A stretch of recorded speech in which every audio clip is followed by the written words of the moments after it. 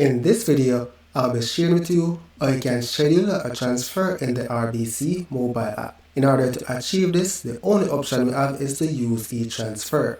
Now what you're going to do is select Move Money, then select Interact e-transfer, select Send and Interact e-transfer, select the account that you're sending from, specify the amount you're sending to, and then select the recipient. Now on the when, that's when you're going to select the date that you want the transfer to occur. Let's say the 28th of March, and then select done. And then you're going to select the frequency. So it can be monthly, weekly, bi-weekly, twice monthly, end of month. So let's select end of month and then select done. How long do you want this recurring transfer to stay for? So you can select a specific date or enter a number of transfer.